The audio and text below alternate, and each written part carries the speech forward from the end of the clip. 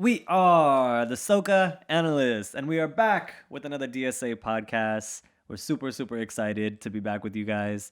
And I'm Rich, the world is Rich of the Soca Analyst, and I'm joined by the lovely Savanah Grass of the Vibe Tribe Experience. Savanah, how you going? I'm doing well. Thanks for having me. Yes, thank you for joining us. We are so excited to have you and talk about Soca, Caribbean culture, but especially Soca 2024, because the season is already here. The Trinidad Carnival 2024 season is in full swing, and it was a short season, so we can't waste no time, right? So let we pull up. Soca Analyst. Caribbean culture to the world.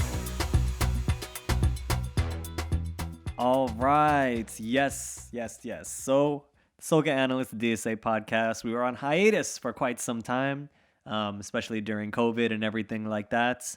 And we wanted to get back on the air. We wanted to engage with the community again, just being at so many different carnivals. People always, coming up to me and Jell and Ash and just saying like, yo, when is the DSA podcast going to start again and everything like that? Don't let it die. And I was like, I know. I need to be with my peoples.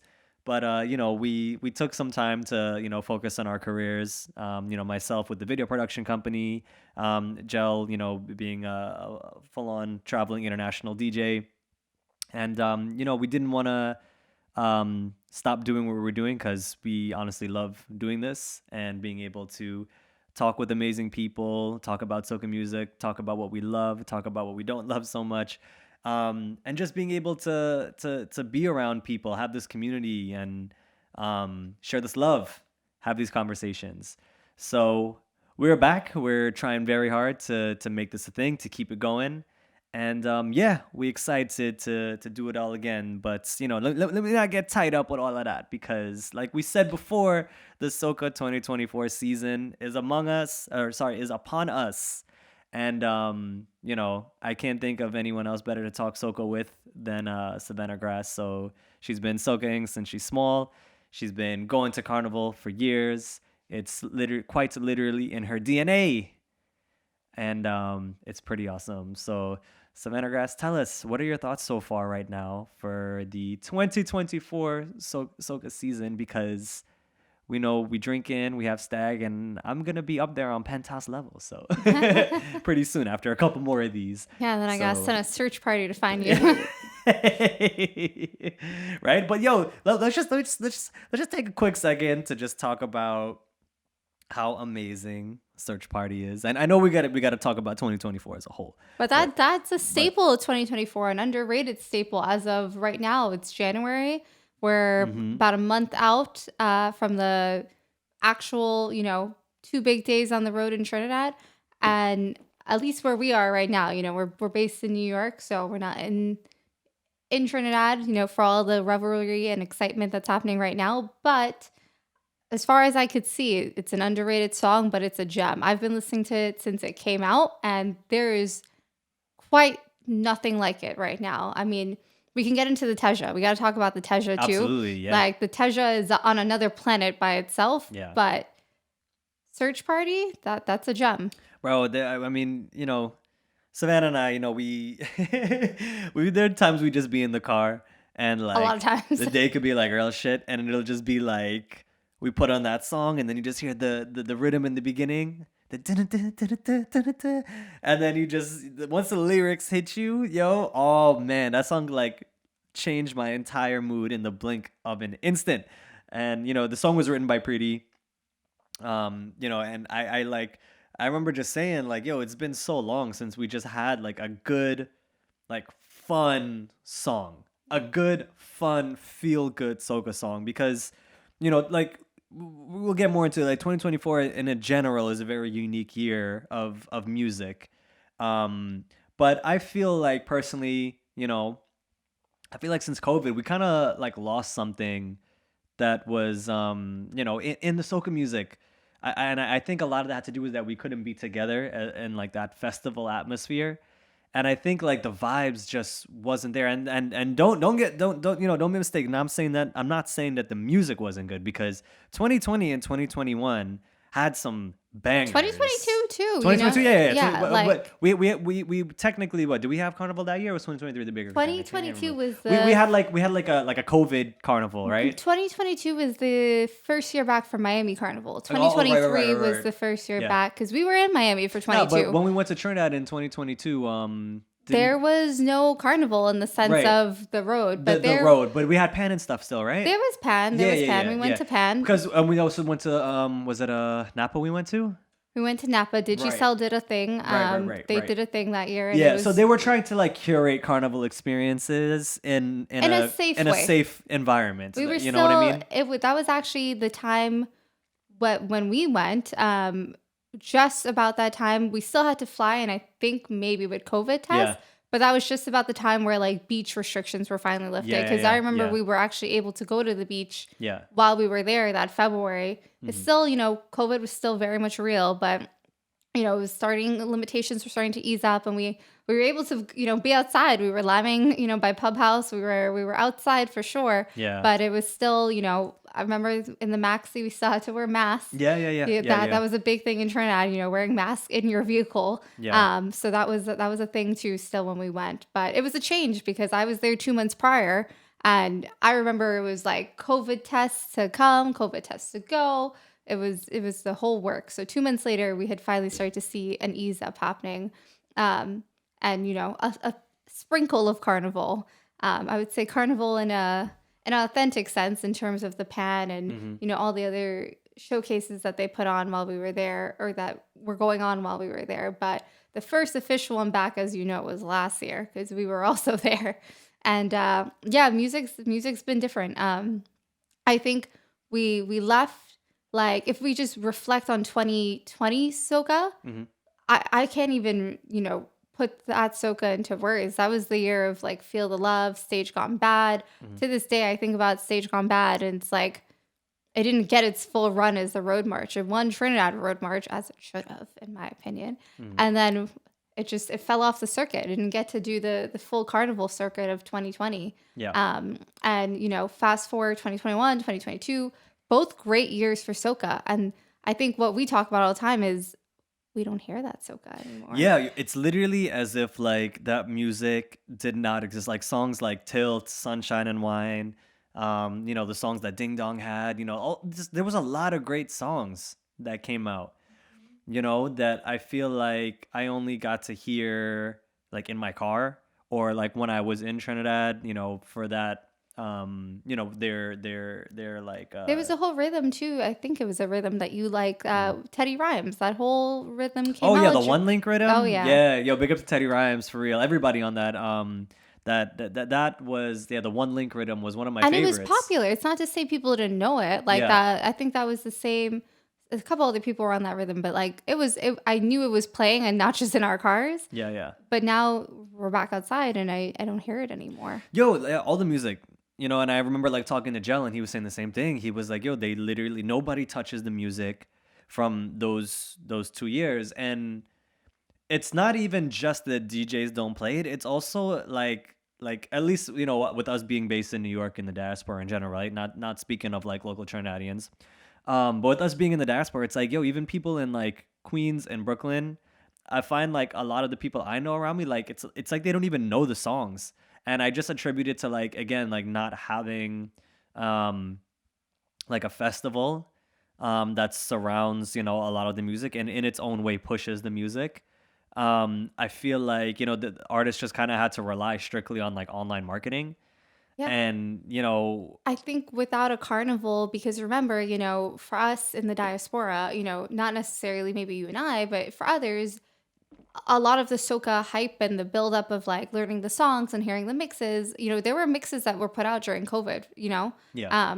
There were a lot of mixes, but with no carnival to prepare for, there was no, I guess you could say, reason to learn the songs. And that's not how I feel, but I think that can be attributed to the reason why maybe a lot of people didn't actually learn the Soca from those years. We listened to it, but maybe it didn't stick or it didn't resonate as much as it usually would because there was no carnival.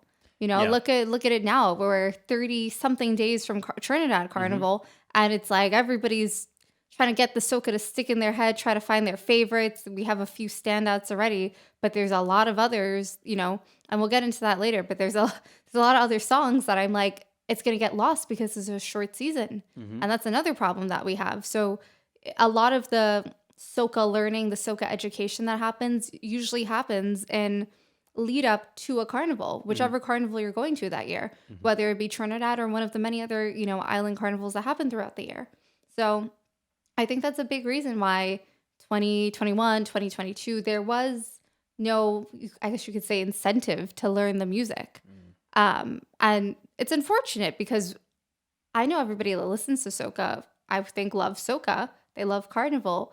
I think it's just, why don't we look for it or learn it or, have it resonate with us as much when there is no carnival to look forward to? Yeah, that's a really, really like important point. I feel like, and again, like I told you about this, but I feel like, after listening to like a Mr. Killa, like Ojo interview where he was talking about this, and like one of my favorite quotes from him was like, music wasn't made to like just be so disposable and just to like die. And I feel like, when it comes to like soca music in general, like it's one of the best forms of music. It's such a beautiful genre of music. And seeing how much it's transformed over the years, like from, where it used to be in like the 90s, and then having, Destra come on the scene and Marshall, and it kind of having this change from calypso into soca, and then like having Marshall really being like at the forefront of like saying like, yo, everybody's listening to dance hall.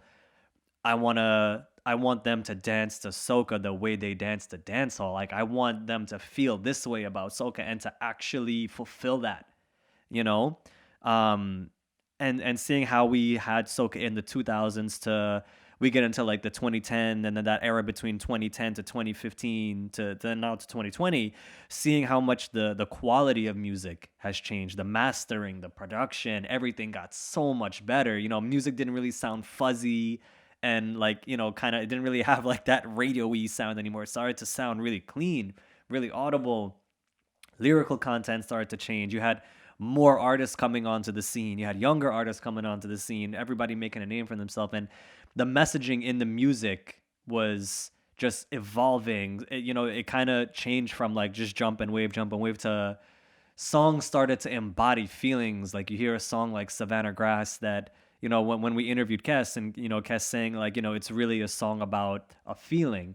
You have people that hear that song and cry, and they don't even know what the Savanah and the Savanah stage and the Savanah Grass is, but they feel that same emotion, and they don't know why they feel it, but they feel it. And you could say the same thing about Come Home with Nyla and Skinny. And it's just, I think like, when you're able to do something like that, when you have a feeling that can be put into a song, and even if people have no idea what it means or what you're talking about, even if they don't speak the same language, if they could feel exactly what you're feeling when you hear that song, that to me, like I said, is like the truest form of art.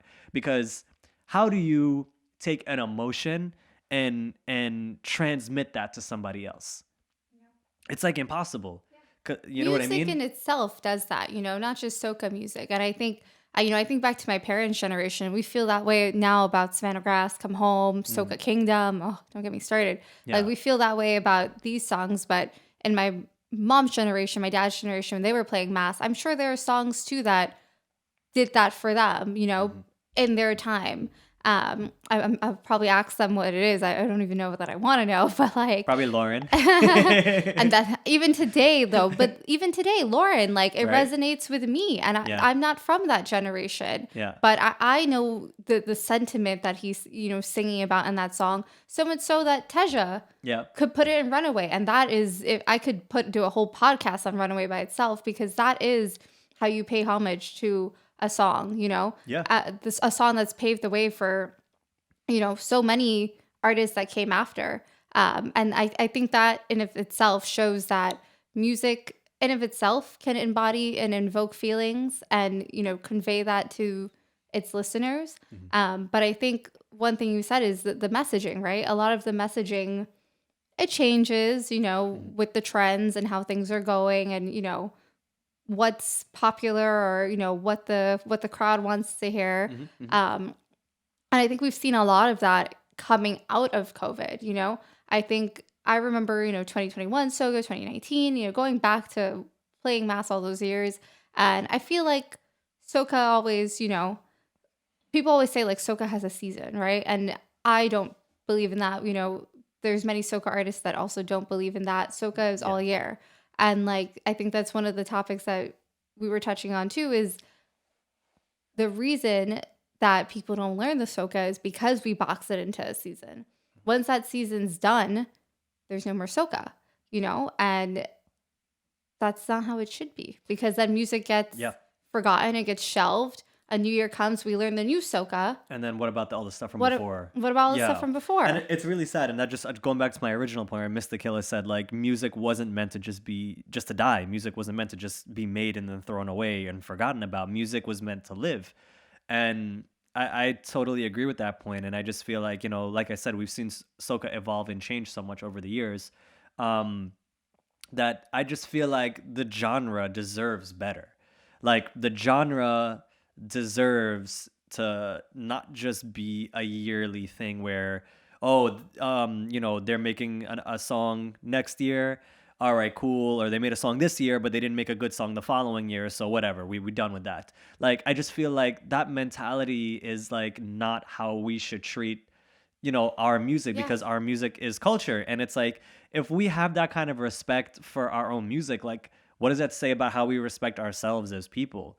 This disposable, like, next iPhone type mentality of music it's not good, and we lose a lot of great songs that way. And I feel like it's a big disrespect to the artists who like go out of their way to make music for us. Like, soca artists don't have to do this. A lot of them have like regular jobs, you know what I mean? Like, they do this because they love it.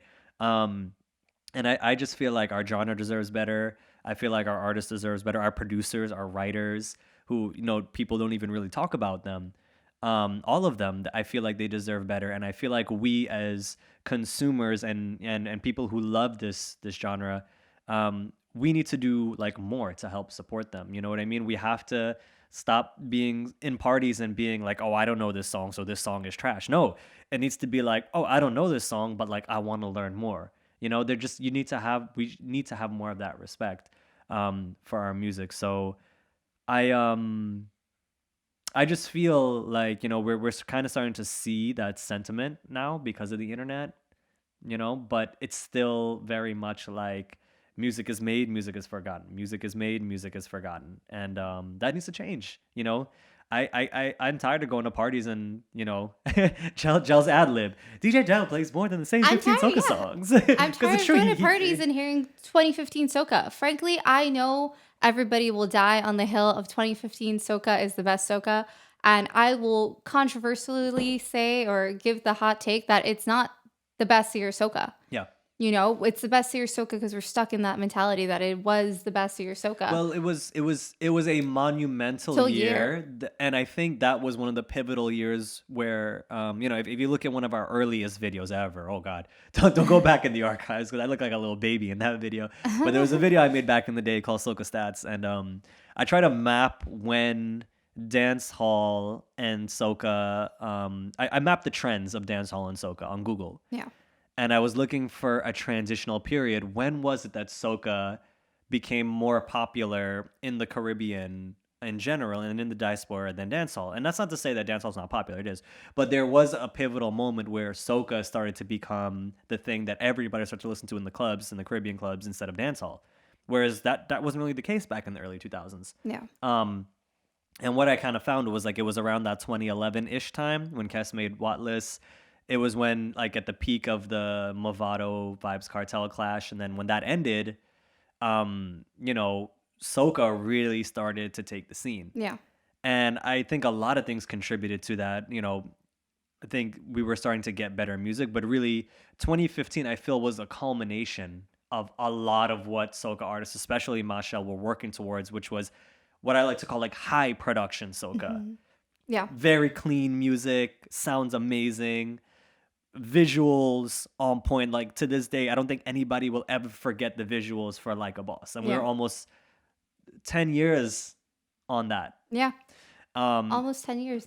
And I think that's great. And I think it is a pivotal year that deserves to be remembered, but not at the cost of all the subsequent years or even the years Right. before. There was Yeah. a lot of buildup in, 2014. I would say, Yeah. 2011 to 2014. Yeah. And Yeah. I love 2014 Soca. I Yeah.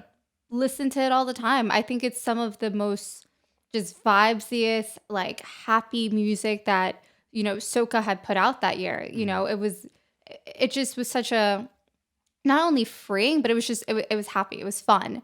And like, I have so many songs I can name from that year. And then you move in 2015 and it was like, great. Like we just kept building and Soca was, like you said, it was on that high where it became trendy, quote unquote, again. And then you go into 2016 and that's when it got a little experimental. Yeah, people were experimenting a lot with EDM, stuff. But there were good stuff that came out of that, right? And there was good. There was good was stuff. that the year Differentology came out? Differentology came out before that. Did it? Okay. Yeah, Yeah. it came out before. I What think year was that?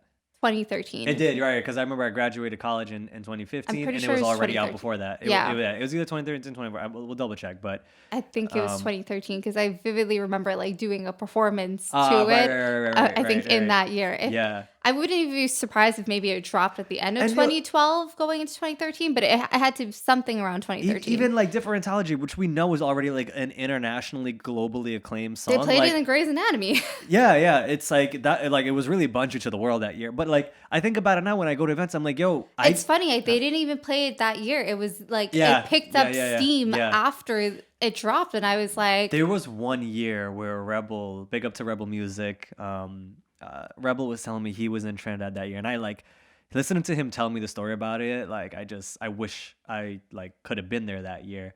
But him telling me like, yo, when Differentology came out, that it was Juve and all the trucks lined up, and they all cut off their music at the same time, and it was pure silence. And I don't know how they did it, but they all played Differentology at the same time. And I was like, look how the sun now waking up right when the sun was coming up during Juve, when you're at that peak, a little bit of that peak euphoria, that peak drunkenness for me, covered in paints, and you've gone through the whole Juve. And I just imagine that getting all the trucks to like cooperate and just do it. Now again, I don't know if it was all the trucks of all the bands or if he was with a specific band and all the trucks did it. It could have been the latter. probably was that, yeah. Maybe. But man, like imagine that, like, and I think about it today and I'm like, it's 2024 now. And I'm like, yo, the only time I ever hear Differentology at events is like, I'll be lucky if a DJ who's warming up plays it. Yeah. And I sometimes try to remember too, like, do we just hold on to these songs because of nostalgia and we're not letting the younger generation have their version of these songs? Because they will, they'll look back and be like, okay, my parents like Differentology, like, No, but I think there's something there, like to say we're almost letting them go because we're in this cycle of every season. There's got to be new Soca. Every cycle, forget the songs of years past. Those are the warm-up songs. We want to hear the new Soca. Yeah. And I agree, we should hear the new Soca. There's tons of it every year. But there's tons of it to the point where it's all being forgotten, And from year to year, we remember the staples of every year. We remember the Road March. We remember the underdogs. And then we don't remember anything else. All the supporting Soca of the year. This is the Soca that starts the parties that year. We forget about it, and then we only play the Road March over and over. I actually don't even hear Like a Boss too often, but we hear that more than we hear all the other songs of 2015. Yeah. Like I have to actively think back because there's so many songs that come out those years that I wouldn't remember unless I go in my playlist and I actively search for them and I listen to them like, this is such a great song. Why don't we hear it? We did that the other day. We were on a road trip and it's like, just going back in your playlist, it's like, this song came out this year. This song came out this year. This song came out this year. Why don't we hear this anymore? Yeah, like, it's so true. It's like when we went through like our own like Soca like timeline, and we have that on another list, guys, of like, we're doing a list of like all the songs like we need to hear in parties. We need to hear like pre 2020 that from like, all the way practically from like 2000 up to now. Because even like 2003, a lot of people don't talk about it, and this was way before I got into Soca. I admittedly did not really get into Soca music until like 2016 when we started like the DSA podcast. I mean, I was listening to Soca music. I I started in Soca like 2011. Like around like What List time is when I really started to get into it. But like 2003 was actually like a big year for Soca too. There was a lot of great songs that came out that year. Before my time, but talking to like a lot of my older cousins and stuff who used to DJ and everything. And like yeah, we have a list of songs that we feel like should be played more, which That's we a will. podcast by itself. Yeah, that's a podcast by itself, which we'll do that later. And if you guys want to hear more about that, like definitely let us know in like the comments or anything like that, or If email there's us. songs that let you us think know. should be played more, Yeah, in yeah, fact, for sure.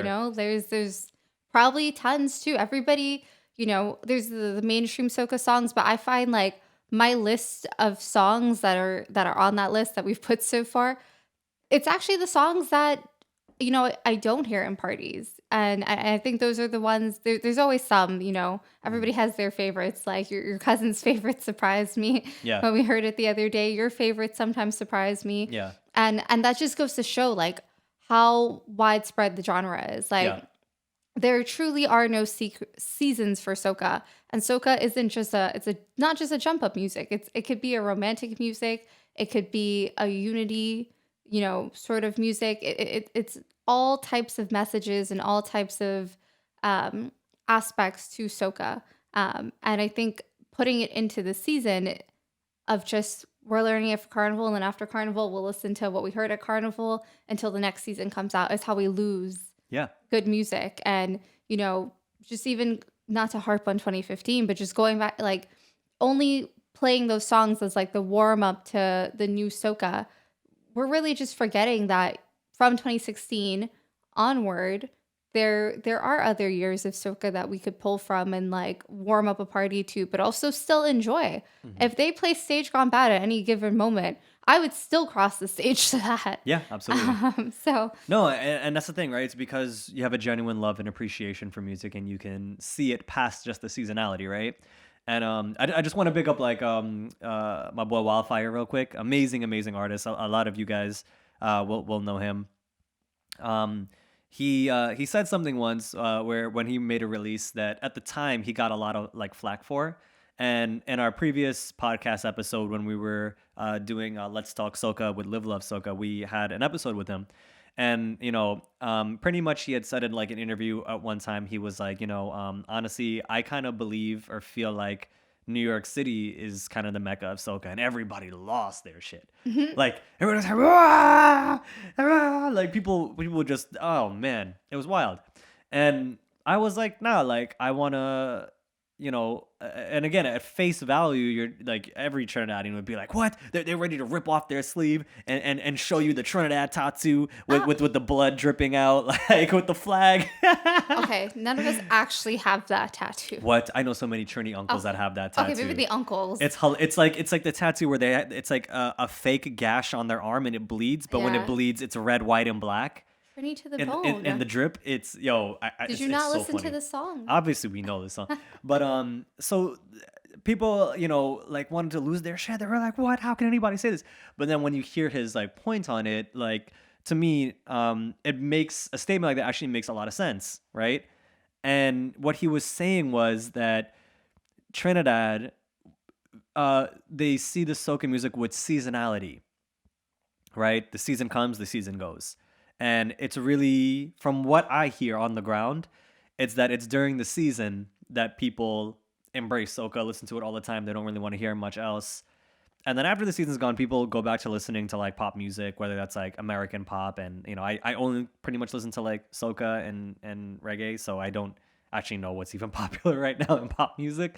But whatever it is, I don't know if it's Drake or Rihanna or whatever the fuck it is. But in any case, what he's saying, he was like, yeah, so in Trinidad, music can be seasonal, but in New York City, soca gets played year round.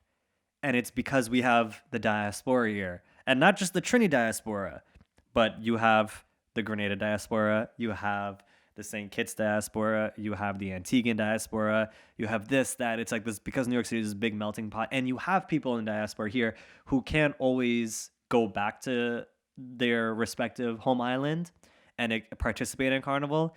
So they just do it all year round here. And we have events and fetes and everything like that, limes, whatever you want to call them, all year round. And his point was that, yeah, like in New York City, it's like we kind of are, I guess, the biggest consumers of soca year round.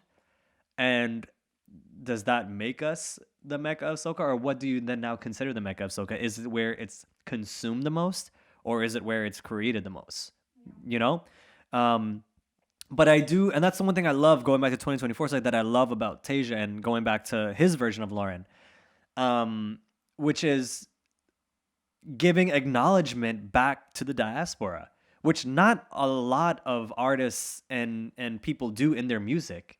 It's just having that acknowledgement of like, Lauren say it cold down in New York City, and it's literally snowing at the time we're making this podcast, and we're like, yo, I can't wait to go to Trinidad, you know what I mean? But having that acknowledgement of like, yo, yeah, there's these people here, and they're ready. They're ready, Yeah, I'd and be and, and, interested and to- we're ready to embrace you to Yeah. to come back. You know what I mean? So yeah, it's just it's all of that is very interesting.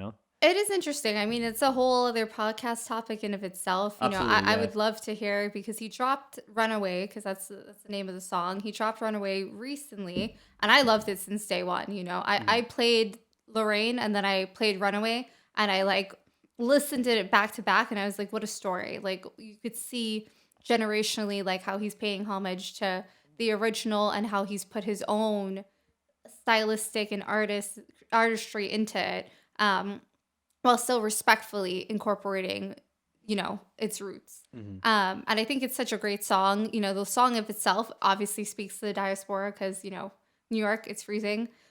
Taxi, taxi, get me out of here kind of vibes. That's how what I get. More like your Caribbean Airlines. Get me the fuck out of here. Like, give me, if you're flying business, like, give me that unlimited moe. And like, oh man, and you know how funny it is, right? Because every time you and I get on that flight, you just feel the energy in the plane of like people, like they're just so excited. And then when I'm just ready when to you're- get out of there. but then when you're flying back from Trinidad to New York, the energy is the complete opposite. It's so miserable. Like everybody's so sad. Nobody wants to talk. Everybody's so quiet, like That's why I sleep on the flight coming back. I don't sleep on the flight going. Going, I literally cry when I see the mountains upon touching down. Yeah. Like it's just, I know. it's home. But at the same time too, like just thinking of what you said, like with the Mecca and how does that play into it? Because, there's obviously all the arguments of like Trinidad is the Mecca. And that's the Mecca of Carnival and so on and so forth, Soca. But that statement of New York being the Mecca of Soca, whether that's valid or not, I don't know. I would have to see the streams recently. there is, but I think yeah. there's truth to it because I never thought I could see where he says that from. Yeah. I would say maybe New York and maybe even Toronto. There is a lot of consumers there as well. And I think it's interesting in terms of, what do you consider the Mecca, the place that it's created and the place that it was actually created and continues to create the music, or the place where it's consumed the most. And you're right in that, I can't speak for all of Trinidad. I don't live there as much as I would love to sometimes. Oh, as much as we both love to. If anybody's selling a house in Diego Martin, that's like not like 900,000 US, because that's how much like homes are right now in New York City. So anybody got a place in Diego thinking or apartment. somebody in Tacarigua, or just let us know, because the longer we stay here, the more we just want to like get the fuck out of here and like just I know. get over there to the Now island. everybody's going to tell us just go if you want to go. Oh, and if maybe you guys can help me get a job too, so that would be nice. But yeah, as you were saying. No, I mean, I don't know if there's any Patriots listening. They might want to kick us out after this, but it's just, it's interesting, but I see where it comes from because there is a seasonality in Trinidad, right? Again, I'm not speaking for all of Trinidad because I would never deem myself the authority on that. But from what I see, there is a seasonality, just from what I hear from people that I know there and just on the ground, as you said, it's whatever you want to listen to, whatever people like, whether it's Kanye or I don't know. I know people like country and Beyonce and other things, like whoever is popular for that person. Everybody listens to whatever they like to listen to. And then once Boxing Day comes around, Yeah. the radio switch, it's Carnival. And then throughout the season, it's straight soca. But then you have people, I'm sure, who just listen to soca year round too, that live in the islands. And there's some that after Trinidad Carnival, they're like, all right, like stop playing soca on my radio, like go back to what it was. Yeah. And it is like a switch, because I've gone to Trinidad in all seasons, Mm. and I can tell you, like, I don't always hear soca on the radio and it's true, but when I'm there for Carnival, you can be sure it's bumping. Yeah. And when it's not, people are upset because it's the season for soca, It's Carnival season. And I think there's a lot of validity in that because soca and Carnival are intrinsically linked. Yeah. It's just the culture, right? Yeah. But I think what a lot of soca artists are rightfully, I agree with them, we're trying to do is push it out of that. And they've been trying for a long time, And I think what Wildfire, I think you said is true, that we do in New York. Even myself, like I know myself, I keep soca alive 24/7. I don't listen to anything else, or if I do, it's very rarely. And I know there's other people around us that are the same way.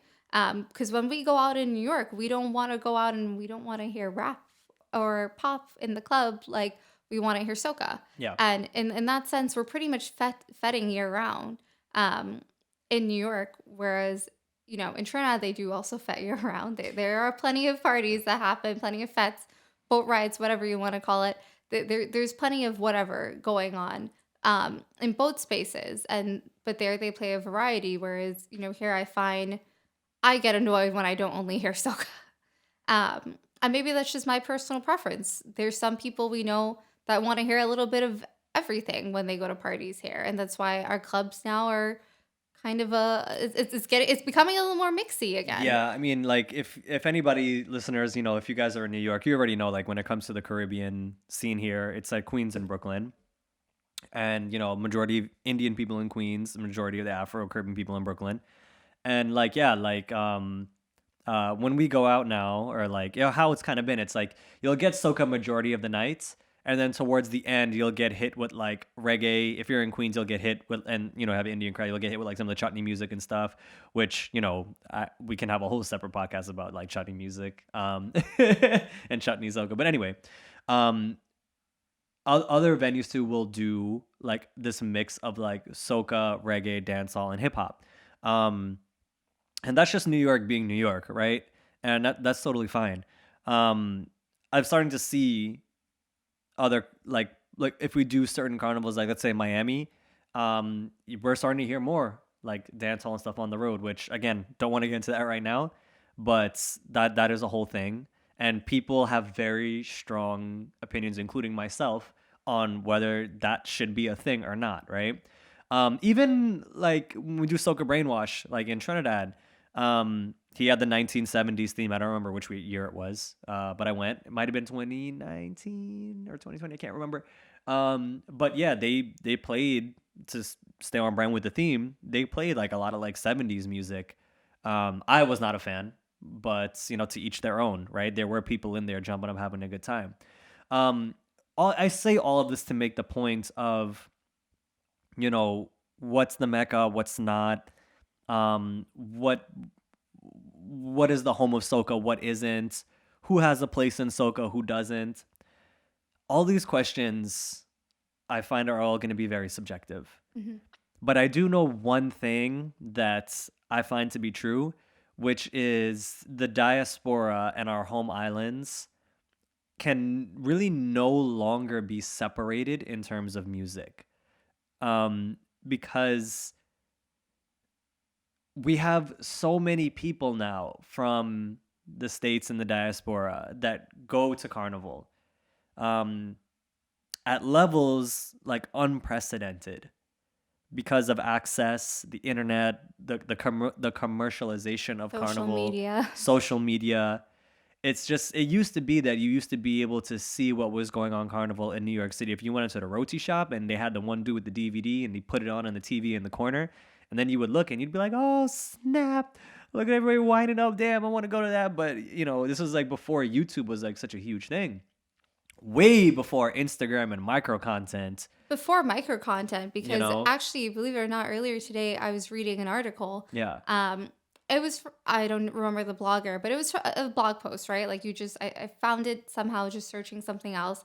Came out in 2011. Mm-hmm. And in this person's blog, they were writing about their experience. it seems like it was a travel blog. So they were writing about their experience going for Trinidad Carnival. And I was reading, I read pieces of it, and it was like, I've kept Trinidad a secret to myself. Remember, this was written in 2011. And this person wrote, I've wanted to keep Trinidad Carnival a secret.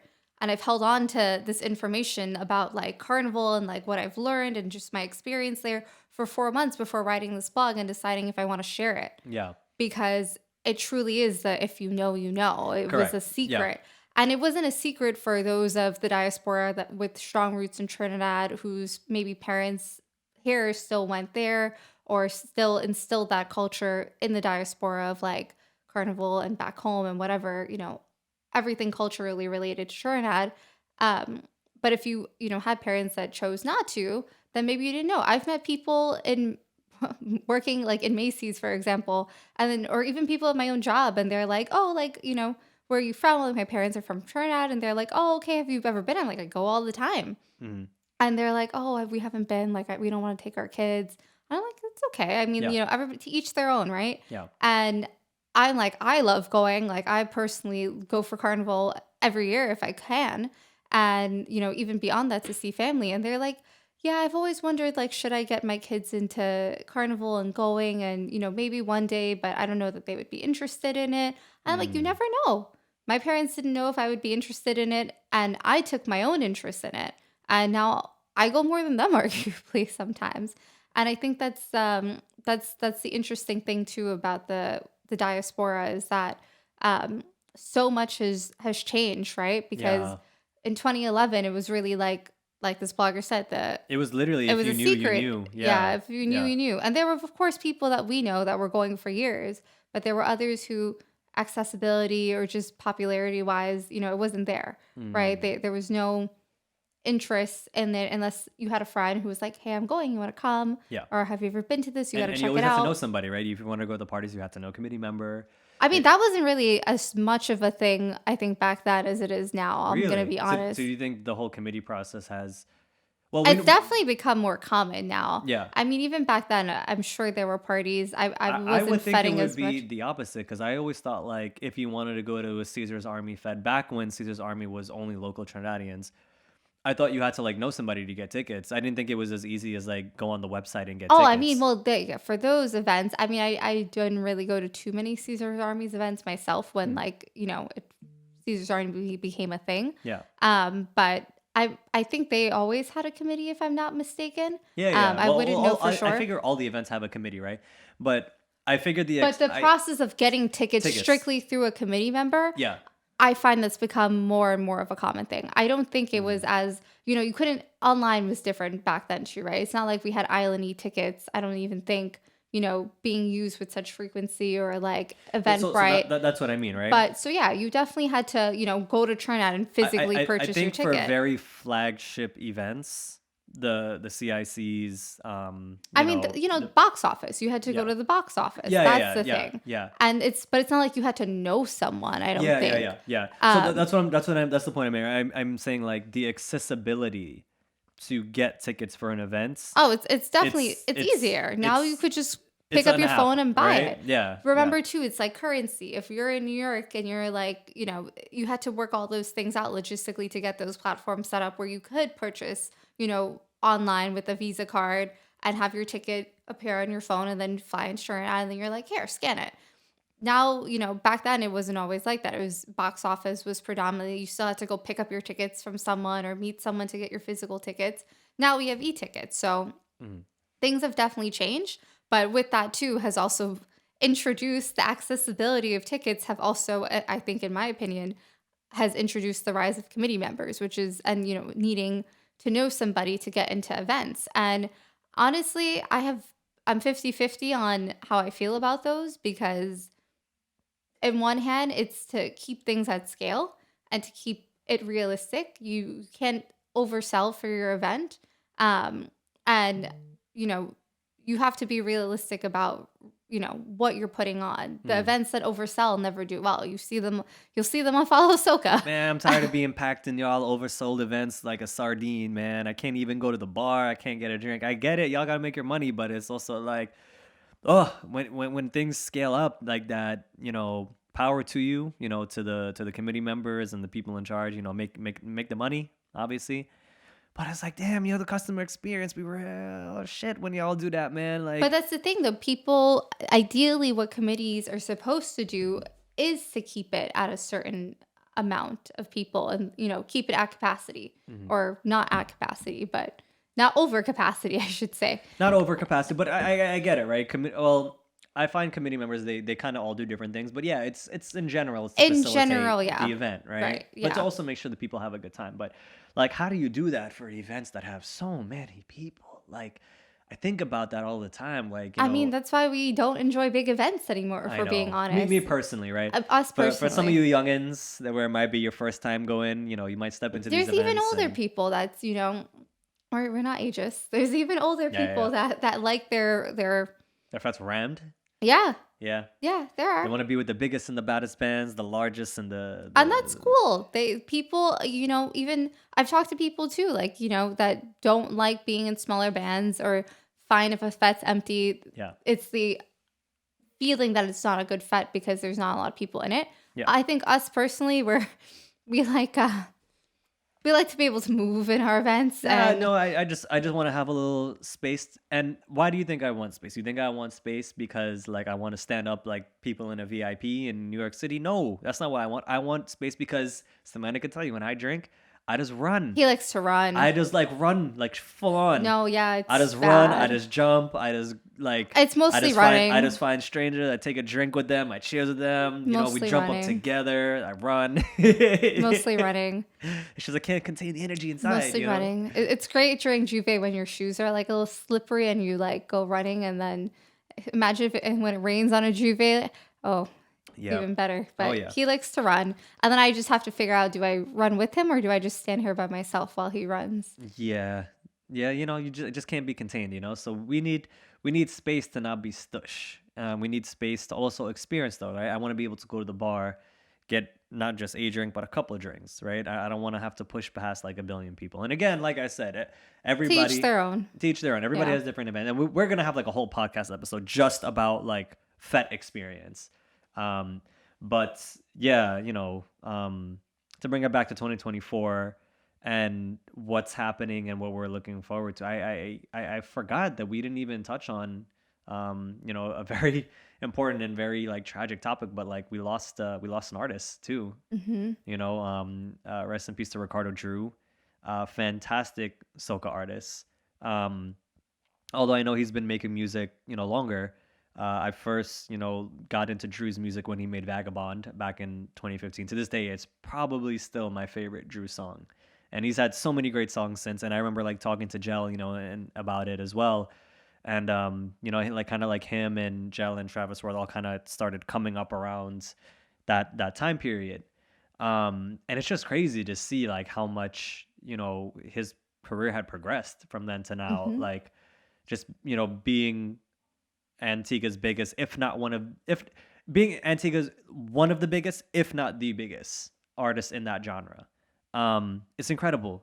It's absolutely incredible. And I think, listening to some of his music, especially on things like the Liberta rhythm, which I don't expect many people to know about, but we do have like a video breaking down the Liberta rhythm if you guys want to check that out on the YouTube page, which was a very traditional Antiguan kind of soca sound, very old school sounding. Seeing how he could make sounds like that, very traditional, but then come and create music in the mainstream soca space in terms of what soca music kind of sounds like today, and to be able to kind of exist in both of these worlds, traditional and the modern. Not many artists are able to do that. And that was the one thing that always stood out to me about Drew, was that like he could exist in both of those spaces and absolutely crush it in both. And aside from just being like a force of energy, on his own when he performed and everything like that. And I was lucky enough to interact with Drew in person a couple times. To me, always super nice. Yeah. I remember like after we did the video about the Liberta rhythm, and I was just taking some photos backstage, just doing my thing. And he came up to me and he said hello, and he was like, "Yo, thank you." And I was like, "Oh," and then it didn't even register me at first, but then I realized, okay, oh snap, he saw the video on the Liberta rhythm. That's dope, And it's as I was telling you, Sav, it's like when we lose artists, you don't just lose an artist. You're not just losing a person. When a soca artist dies, like a piece of culture is gone forever. Mm-hmm. It is not coming back. Yeah. It will never come back. We have so few soca artists as it is. Mm-hmm. Right? So few talented, enigmatic soca artists as it is. And when you lose one, especially a young soca artist, that you never know what could have been contributed to the culture and the genre, it's like... It's a loss. It's a loss. Like, Yeah. there's a piece of Antiguan heritage totally lost. There's a piece of Caribbean diaspora heritage lost. It's a huge loss because, you know, with them, it's the music that they gave us, the music that defined. I know in my friend group, we have a couple of Drew songs. We sometimes forget it was Drew who was singing Yeah, it. That's like same. a staple of our friend group, that whenever it came on, it was just like the four of us, which is wild out. And, you know, when he passed it, like it kind of rocked the friend group because we were like, you know, that's like, he sang such staples of songs that in every fet when it comes on, we run and we look for each other and we Yeah. know it's our jam. And, you know, now that he's gone, not that he's taken that, because it'll live forever. He will live forever through his music that he's given us. Mhm. But knowing that he's not going to be here any longer to contribute to the culture, to the music, to soca music, it is really sad. It's a loss because, you know, their contributions live on, but you never know what there was still to give and what could have been. And it's super sad. It's a loss because, as you said, there's so few soca artists. You know, it feels like there's a lot of them, but the fact that we can name most of them just like between the two of us sitting here, we really do have to appreciate them more. You know, there's a lot of, you know, mental health's been something that, especially since COVID, has been talked about a lot. Particularly in the space of like work-life balance and, you know, family time. And that's something that in the diaspora, living in North America, you don't get much of a balance when it comes to work life unless you really do make an effort. And that's something that I really love about the Caribbean, is that you get that balance, or, you know, people, there's a little more value in that. Not that we don't value it here, but you get to make time for it a little bit easier, or, you know, it just comes by a little bit better.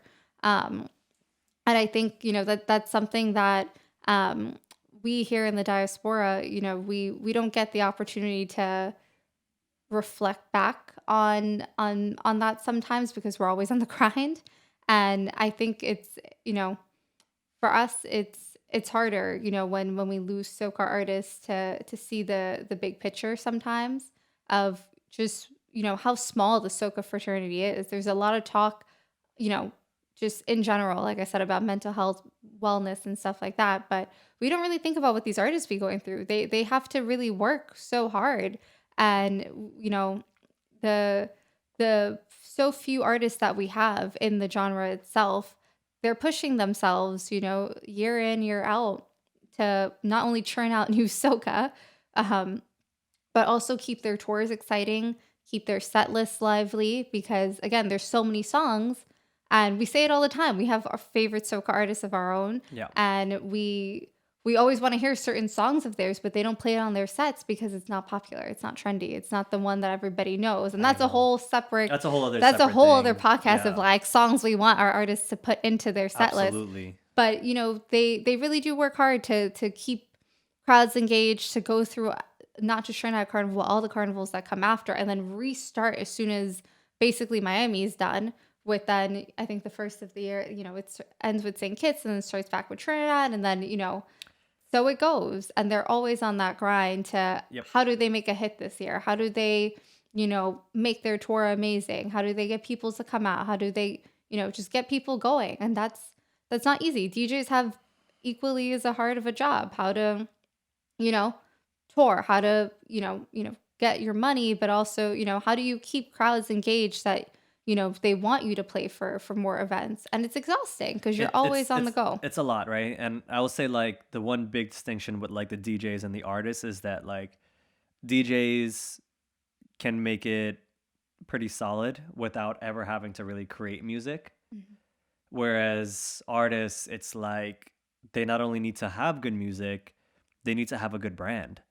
They need to have great management. They need to be financially literate. Yeah. They need to They need to have a good team they behind need to them. have a team. They need to Yeah. be on social media. They need all the marketing. And like I just think about that, and and again, everybody has their own opinions on soca artists as people, right? I just want to make it clear when I talk about all this stuff, because I don't live in Trinidad and I am acquainted with soca artists and stuff like that through the work that I do, but I don't ever talk about soca artists as their as a person, as their personality. I talk about this strictly from them being an artist. Yeah.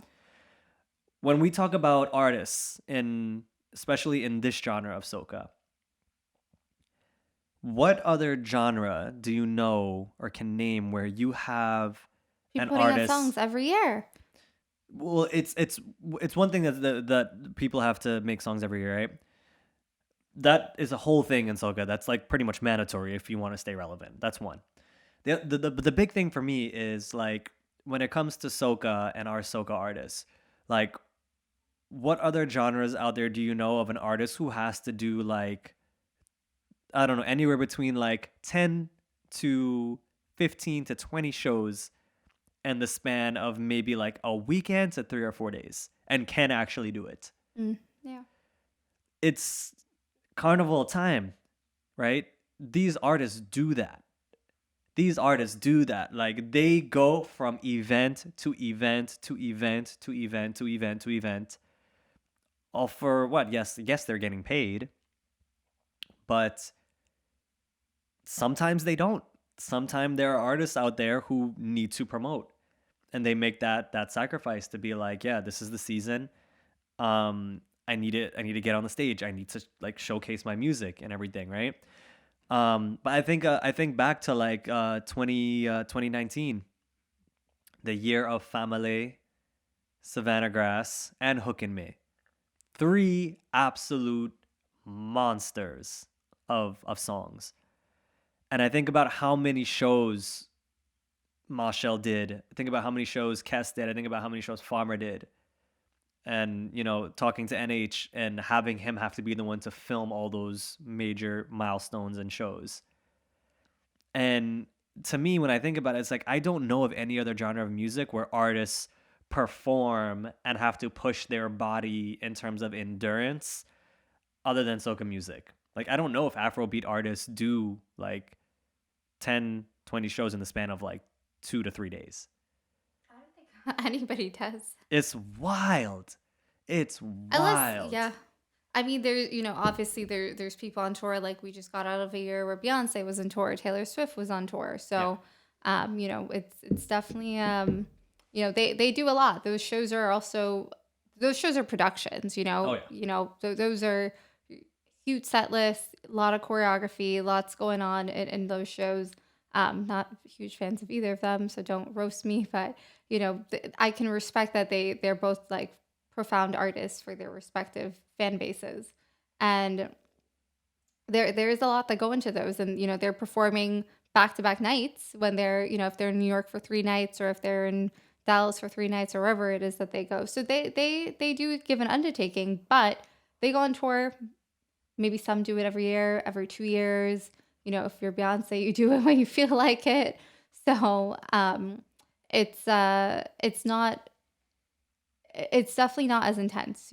Other artists definitely go through it in other genres, I would say, but the pace of Trinidad Carnival, and any carnival in general, there's nothing like it.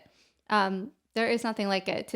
An artist can do 3+ shows in a night, just to make their rounds.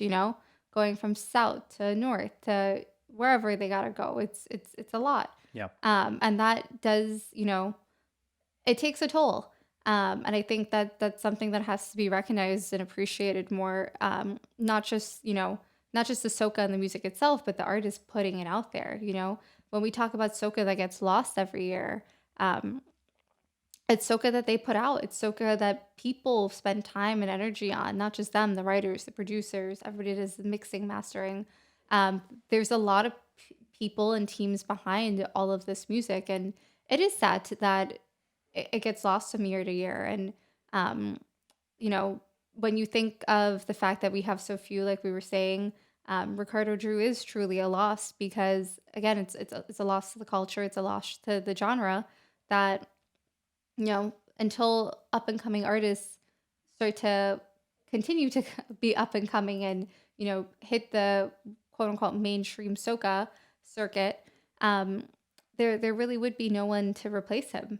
That's his whole set list. There will be no one to perform those songs again. Yep. We'll just hear them. You're just never gonna hear that voice again, man. Yeah. And I think the same about Blacks too. It's like you're just never gonna hear that person's voice again. And it's like, And really it's heavy. sad. Without Blacks, it was heavy. It was you really know? heavy. Yeah, you I could know. you could feel that it was a little off, because when artists their like that, especially persona. have their own style, Yeah. their own.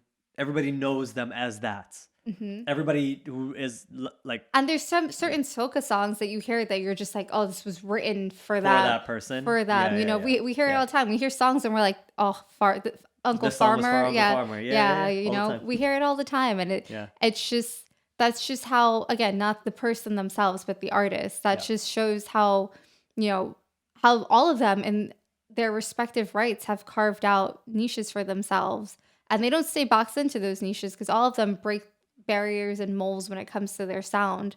But, you know, they really have done something profound in creating, you know, their respective fan bases, but also just themselves, you know, the artists having good teams behind them, and just making themselves, you know, taking care of themselves, hopefully, to the point where they can come out and do what they do for us, you know, not just giving us the music every season, but coming out to perform it, and give us that energy that they always try to. Yeah, no, definitely. I think, you know, like I said, it all just goes back to just understanding and appreciate what the artists do, right? And again, putting personality, everything about them aside, just looking at this strictly from a cultural perspective and a producer and consumer standpoint. And as people who care about your culture, it's like, yeah, like we have to appreciate and understand the process of what goes into creating music and what goes into having Carnival. It's like literally something that, you know, our great grandparents and our grandparents and just everybody before us literally fought for. So, you know, we have to keep it alive and we have to keep it going. So before we wrap, let's talk if we can, because I didn't write a list, so I might be a little confuzzled here, but let's do 3, and if we can expand the list, cool. Let's do our top 3 to 5 favorite soca songs for 2024, and let's say after that what we're looking forward to most this Carnival season. In no particular order. Let's see. Yeah, no particular. I gotta like list on my phone. I know. I'm gonna cheat. Go ahead, cheat. Look at your phone. I'm gonna cheat. Definitely. I didn't write a list, but I have my favorites. Oh man, bro. saved. NH's list. We went to get Oh ramen. yeah, that was great. With NH Pro. He put thought into that. Yo, his list There was a lot of so thought into- organized. I was like, yo. It was great. I mean, as a Soca analyst, I should have. And guys, you know, I used to be on it. I used to be on it, but like work has taken over my life. Yeah, but it's crazy. It's what we listen to in the car. It's You what we know, listen to in the that's car. when we do our Soca analyzing in I the know, car literally. these days. And I'm like, yo, this should be filmed. Yeah, we play the new Soca. Okay, well, obviously it's a given. DNA. Everybody's got to listen to him and Tano's breakdown of that song, because it really does. It just makes the song resonate that much more. You know, the lyrics are very self-explanatory. You know, you don't need a scientist to break it down for you, but just hearing the sentiment and the thought that they put behind making DNA, it's something that I think everybody should listen to. I love DNA. I think it was a hit from the day. I was actually, when the song came out on SoundCloud, I forget what day it was, but I was like the 4th person to listen to DNA on SoundCloud, and I was like, this is a hit. I reposted it onto like my Instagram story immediately. I was like, this is it. This is Carnival 2024. Like, he's done it. That's it. It's a wrap. If this is the only song we get, I think I'll be okay. Yeah, DNA, phenomenal. So that could just live at the top of my list probably for the foreseeable future. I also really love Runaway. I know it's not like the typical like soca song that you'll jump up to in a party, but I love it. I think Runaway, I could listen to that any time of the year. That's an example of like just timeless music right there. I also love Beat Rum Bad. I'm starting to like try to listen. Beat Rum Bad I think came out earlier in the season because we were driving down from somewhere. Oh, we went to visit your friends. So it was like November. We were driving back from somewhere and I was just going through like what Soca's dropped so far and we heard Beat Rum Bad. Love it. I think it's a fun song. People laugh at me when I say that, but it is a fun song. And the messaging, it's not, again, self-explanatory. It's not hard maths there. It's we don't beat gal, we beat rum bad. And I think we need more songs that call out people too, because there's a lot, we won't even get into it. There's a lot going on in the world right now, a lot going on in Trinidad, a lot going on here and other places in the world. And just messaging like that reinforces doesn't reinforce alcoholism because I'm not doing that. That's not what we're doing. But that just reinforces, a message and makes light of it to say this is what's right and this is what's wrong is great. So I love that song. I think it's fun. Search Party, obviously, that's another song that has been at the top of my list since I don't even know when it dropped, but it's been at the top of my list. I think that song is out of this world. I know you think that song is out of this world. I just, lyrically, I could sing the whole song right now and I just couldn't even put it into my own words. Like, what a phenomenal song that is. It's such a vibe. It's so happy. It's so freeing. It's it. That's it. Play it in every party, please. Because I'll try to sing quietly because it's such a good song. How many was that? I think that was 4. So I actually went past it. The 3. I don't even have a top 5 if we're being honest. I think I really do love the new Kess. The Give Me Everything. I think that's gonna be great. Wherever I hopefully hear it in parties, because I agree with his messaging of it that we need to bring Pan back into not just parties and fetes. We need to bring Pan back onto the road. I am a big fan of Pan. I know a lot of people think Pan is noise, but I love Pan. I think it's just such a sweet, rich, when I hear iron beating, I just feel it in my pores and in my soul. And it just feels like freedom to me. So I love that Cass finally has a Pan song because I think Cass also embodies that same spirit. And his messaging of the song, I think, is spot on. Bring Pan back into the forefront of our culture. Bring it back into fetes. Bring it back on the road. Give me everything, like he said. Yeah. So. What are you looking forward to most for this year, Carnival 2024 in Trinidad? Well, let's clarify. We're not going for Carnival. Yeah. Per so se. This year we're sitting out Carnival. We're going for a Soca weekend, and what I'm most excited for CIC. But I'll get into that. Savanah, what are you most excited for to go to Trinidad this January? I mean, I'm gonna be the most depressed person as I am any year that I unfortunately have to miss Carnival. But this was due to other things that came up in our lives.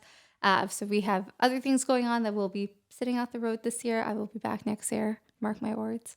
But this year, honestly, I'm just looking forward to being back in Trinidad. I find anytime I go too long not being there, I start to kind of just spiral.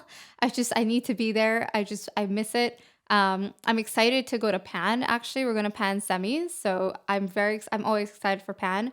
Excited for Pan semis, obviously excited for CIC. So glad we got tickets.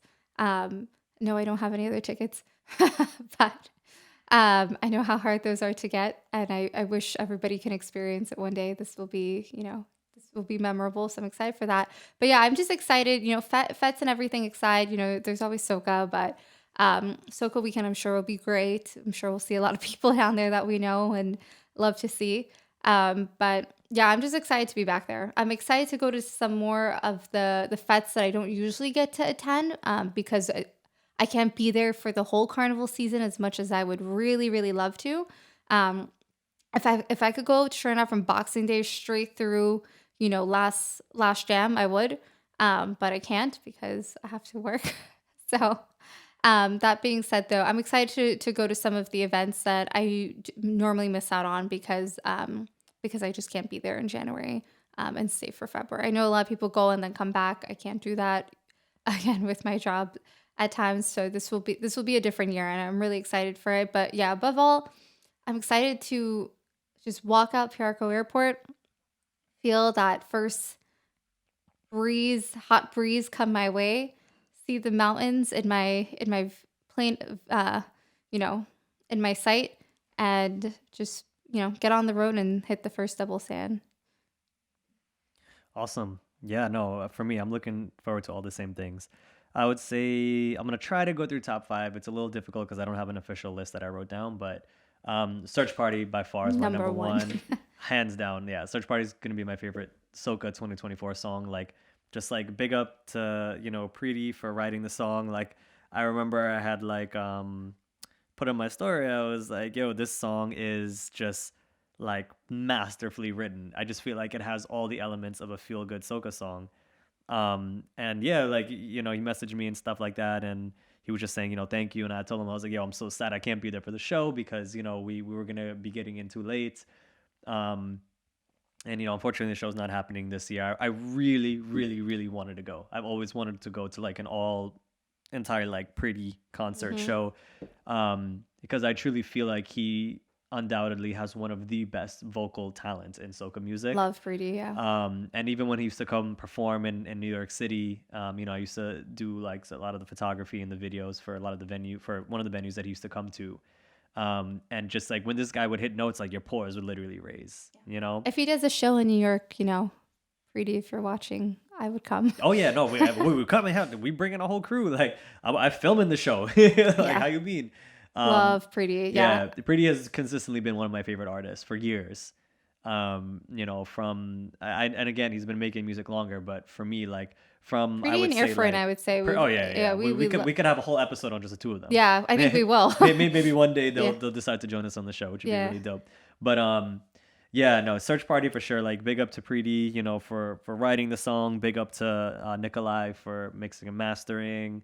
Big up to Steffi, Sanjeev, and Justin for the whole production on everything like that. It's just awesome. It's so awesome. I really love the Olatunji song Inventor. Oh yes, I actually, believe it or not, I actually woke up with that in my head. I'm like, it's growing on me. Yeah, it's a great song. Yeah, Inventor is one of the vibesiest songs for 2024. I think it's just on another level. It's so good. It's got that old school feel with a modern twist. And Ola's great at that. Ola's like literally like one of the greatest at doing that. And he just consistently does it. It's really incredible. I do love the Patrice Anxiety. I think, for this year, I think it's something very relatable. And I know that Patsy, like I've always kind of noticed, like throughout her career, she always kind of talks about that, where she feels like she's this amazing phenom on stage, and she's improved so much over the years when she performs. Like when we saw her in Miami for Citrus. Phenomenal. I remember messaging, my friend Warren, who's like on her team, and just I was drunk, so I was in my feelings, and I was like, "Yo, bro, I could see the growth that Patrice has had. She's so incredible." We could do a whole podcast just on Patsy. She is such an powerhouse. Absolute, powerhouse, and one like amazing. Absolutely, I can't put it into words, really and truly, but I just remember talking to Warren about it and just saying that, yeah, bro, I'm so proud. Like I just remember hearing her talk about like, when she first left like HD to be on her own, and how scary that was. And it was tough. That 2016 year. And, and I remember like talking to my friends, on her team about it and stuff, and just seeing how they all came together for her, the brand of Patrice Roberts, and really like just pushed it. The quality of music, the visuals, the stage presence. She really put in the work to be where she is today. And, I know this Carnival season is going to be super tough for her. But her Soca and Mocha performance of Anxiety, it brought people to tears. I wanted to mention that song too, but it just, my heart can't, I can't handle it these days. especially, knowing what the 18 band are going through, the loss, the profound loss, like we said, of Drew, it's going to be a tough season, and she's handling it with amazing grace. One of the comments I saw actually said that she has to be descended from, the times of biblical women, because the strength and like resilience and that's her whole, a big theme for her this year. The resilience that she's had and that she's showing right now is out of this world. I mean, that was her theme from when she did her first official show, Strength of a Woman, right? Like, she really does just embody what I feel like Caribbean women are. Mothers, people who hold our social fabric together, people who have incredible talent and aspiring careers, and they somehow manage to like juggle all of it. And when I think of, like Caribbean moms, like that's always the first thing that comes to my brain, just these people who somehow manage to do it all. Their strength. They're literally strength. So, for sure. I have to go number 4 on a lighter note. Voicey, Penthouse. Oh yeah, your song. If there was ever a song to describe me, it's 100% Penthouse. Because I know what it's like. You're at home. It's quiet. He doesn't know, because when he didn't even realize this was about him, and I was listening to him like, this is literally you in a song. Yeah. Good job, voice. And then I thought about it, and I started listening to the lyrics, and I'm like, oh, he was like, oh yeah, this is me. You're at home, you're just chilling, you don't really feel like going out. You get a call from his boys call. You get a call from that one guy friend who like. It's just, I don't want to name names. Yeah, we're not going to name names. But we know who. We get a call from that one guy friend from Barrackport. We know who. Who'd just be like, bro, come over. Let's have a drink now. Blah, blah, blah. And I'm like, bro, I can't. He's like, no, you're not liming long. Just come by, show your face or whatever. I'm like, fine. So I go. And next thing you know, he's coming home at 4 o'clock in the morning. Popping a whole bottle of Veuve Clicquot and then like blasting Soca. You can't even walk inside of it. And I know exactly how that feels. I know too, because I've been there with you. Yeah. And I feel like with Voicey and Penthouse, like no other song really like describes. And again, it's one of those songs it puts a feeling into a song. No song describes that feeling in that situation more than Penthouse. And it's definitely one of my favorites for this season. And I guess if I had to choose another one, it's DNA for sure. The GBM has a couple that I really like as well. I do really like the Young Brother one as well. The Kerwin and Young Brother, Sugar Waste. I like it a lot too. So yeah, there's a lot of songs I could. There's a lot of songs. There's Carnival Day. There's that. There's the Nyla. There's a lot of Nylas this year. Yeah. There's Road March contenders too. Yeah. We'll get into that for sure. I mean, it's definitely a season where I feel like anything could go, because anything on the table. It's such a short season. I'm not glad I'm not going to Carnival, but just knowing how quickly it's coming, I'm like, if this is me preparing for Carnival right now, I'd be toast, because I am not ready. So for those of you preparing, best of luck. I hope you get your makeup appointments booked, got your costumes ready, your fet outfits, because it is pace. So we'll see what the Road March contenders shape up to be. I think maybe after Soca weekend, we might get a sense of what we're looking at, unless there's more songs dropping after that, which would be really late in the season. But we'll see. Yeah, absolutely. And hopefully I can I can get this podcast out there before Soca weekend. If not, it's all good. But if we do get it out there before that, if there's any of our listeners who are going to be there in Trinidad during Soca weekend, anything like that, please let us know. DM us at the Soca Analyst. Message us, email us at the socaanalyst@gmail.com. We would love to link, talk more Soca, because we know a lot of you guys are out there that want to be able to talk about this genre and our culture, and we know you're all passionate about it. And we would just love to be able to take a drink and lime with all of you. So yeah, super excited for what 2024 has to offer. Really curious to see how things are going to go in Trinidad this year, and the entire Caribbean in general. But really for the Trinidad Carnival season, I think it's going to be something very unique. I think it's going to be a time where we're going to see a lot of tides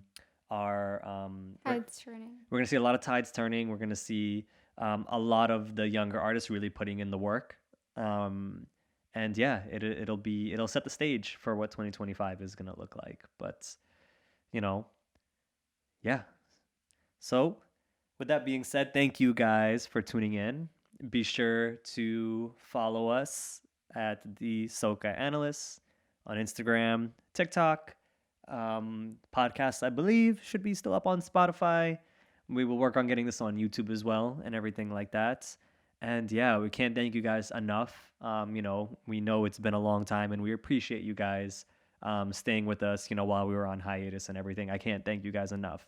Without you guys, I probably would just keep doing this in my car and just, having conversation with my friends. But I know the community is out there. I love you guys for asking me to keep this going and inspiring me to keep it going. And it is something that we really want to do and we're going to try to do. So on that note, much love to everyone. Big up and bless. The Soca Analyst. Caribbean culture to the world. Subscribe now on YouTube, iTunes, Podcast, and Google Play Music.